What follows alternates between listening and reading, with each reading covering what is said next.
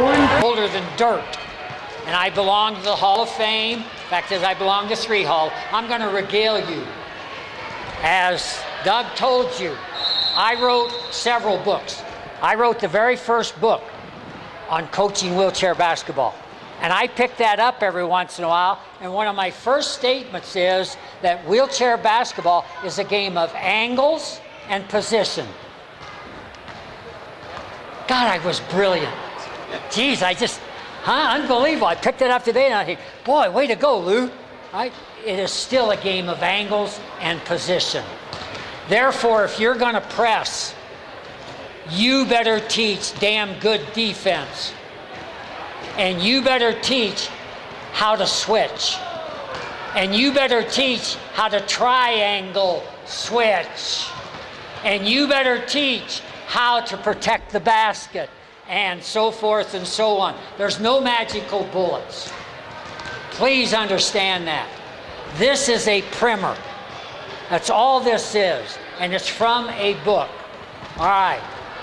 I'll try to get some specifics.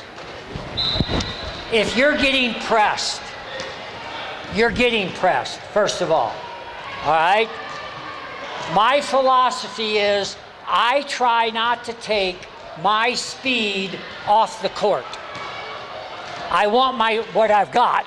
I want my speed on the court. So whatever play you set up, and we all got plays.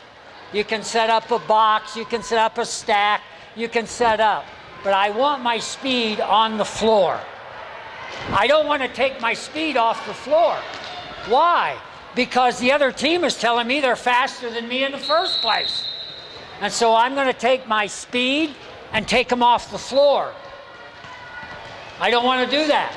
Okay, that's number one. Keep your speed on the floor and then pick like hell for them. Number two, you cannot play one-on-one basketball. If the other team is pressing you, they're telling you, we're bigger, faster, and stronger than you are.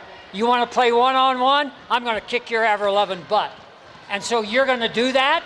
You're going to isolate your kids? They got to pick off the ball.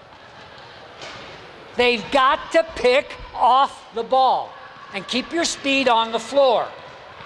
I usually try to put my number 2 player as the kid that I call it a trigger, so that when I'm on the bench and I make a substitute and a kid will look at me and I'll say, you're triggering. They know exactly what I mean. They're the kid that takes the ball out of bounds. Now, I do have a philosophy that I like just to get the ball and go. But there are going to be teams you can't do that. So if you find that, don't take your speed off the floor. Keep it on the floor. Take your number 2 kid. Why number 2? This is a numbering system. This is a priority. Defensively, my kids know on a priority basis, 1 through 5, of every kid that we are defensing, who's their very best ball player. And if it's that stud right there, we're in his shorts. And we don't leave him. I don't care what happens. And my kids will say, well, yeah, but here comes their little class 1 coming down here. My reply is, good for their little class 1. Make his little butt shoot the ball. The hell are you going to do? You're going to go over and pick up their little class 1, and then he's going to throw it back to the stud. And now he's got a layup. No, you take him out. Now you either buy into that or you don't. You either buy into that or don't. So we have a numbering system. Priority, 1 through 5. And I want to hear my kids singing. She can attest to this. I got number 1. I got number 1. I got 2. I got 2. Here comes 3. Here comes 3. So that my kids know, boy, bing, bing, bing. And if you're getting pressed, you better recognize that. Because, all right, again, they're telling you, we're better than you. We're faster than you. And you're going to play into their hands. So if you're getting pressed, the reason I want my number 2 off the court and not my number 1 is when we get the ball in bounds. If my number 1 can't go, and they're not stupid, they're going to double team him. I'll bet on a lot of your teams, You got one real good ball player. Maybe two. Well, I'm a college coach. I got one or two. And then after that, it's, oh my God, they got the ball. I hope they throw it to somebody else. And so that's what I need to teach. Okay? So you need to put yourself into the best advantageous position you can. I want my number 2 to throw it in. He's my second fastest kid.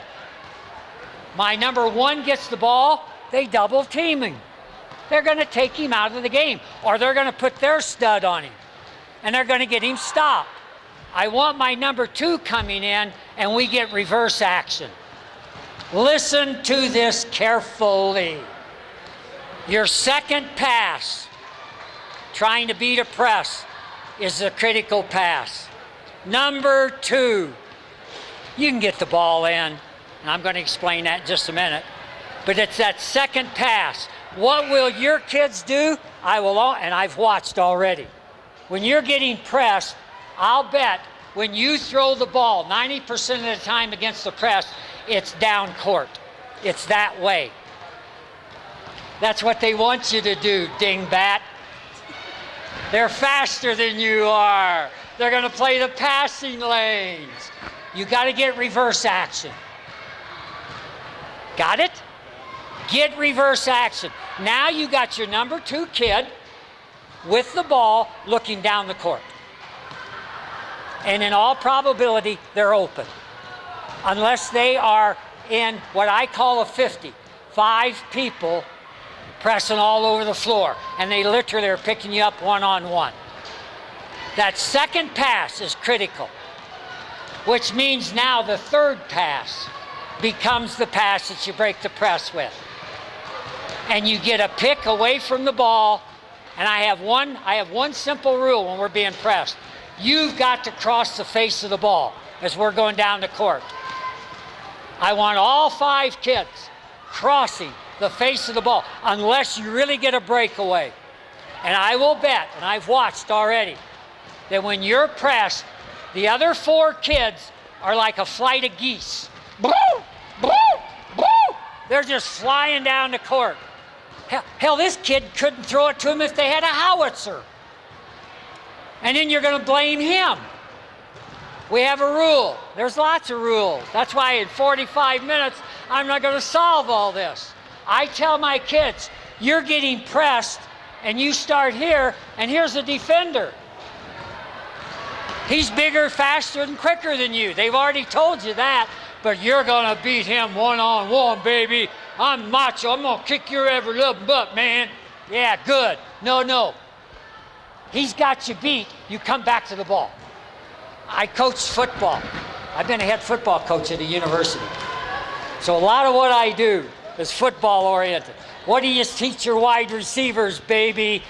You don't keep going. Yes, sir. You plant and you come back to the ball at an angle. You create a passing lane.